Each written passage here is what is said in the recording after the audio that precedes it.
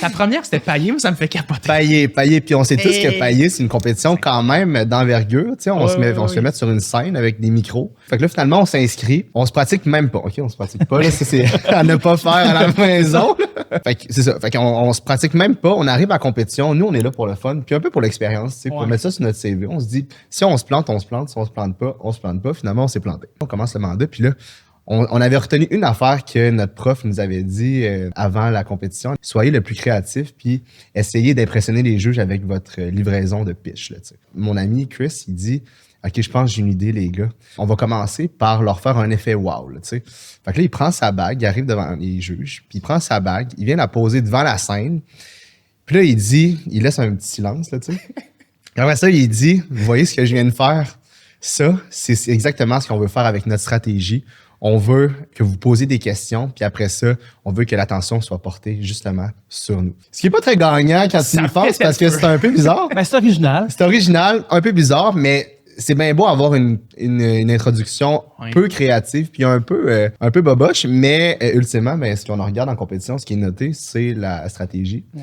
La stratégie n'était pas plus meilleure là, à ce niveau-là. Fait que c'est vraiment ça, ma première compétition. Malheureusement, on n'a pas fait le podium, mais on a tellement eu de fun, sérieusement. Puis c'est pour cette raison-là que moi, justement, quand je suis arrivé à la prochaine compétition, j'étais comme, c'est sûr que je veux m'améliorer, je veux apprendre. C'est le fun parce que malgré on va dire l'échec de la première compétition, vous avez voulu en faire d'autres pareils. Fait que c'est ça qui est le fun. Oui, c'est ça. Ce que tu me parles, c'est de se démarquer. T'sais, avec l'exemple de ta bague, c'est de se démarquer par rapport aux autres. Toi, Christian, qui est un coach, t'en vois des équipes passer, t'en as vu, t'en as coaché. Comment ils peuvent se démarquer? C'est quoi, mettons, les points souvent qu'ils vont faire, qu'ils vont gagner? Là? Ça va dépendre des équipes, ça va dépendre des compétitions. N'importe quoi peut faire en sorte qu'une équipe va se démarquer. Il peut se démarquer par le pitch, évidemment. Donc, ils peuvent être des excellents pitchers, une stratégie vraiment très, très, très pointue. Surprendre les juges aussi. Donc, tu en as parlé. Surprendre les juges par rapport à l'originalité. Je me souviens, une équipe de Laval en GSO ou SEO, je me souviens plus trop. Ça fait quand même plusieurs années. Puis eux autres, leur stratégie, c'était basé sur des patates rouges. Des patates rouges, des patates rouges. Puis tout le long du pitch, ils revenaient toujours avec leur mot. Tu as dit exemple de la patate rouge. Puis ben, ils ont fini premier. Puis le juge en chef, quand il est arrivé sur le stage lors du gala, a annoncé la première position comme étant l'équipe patate rouge de FSA et Laval.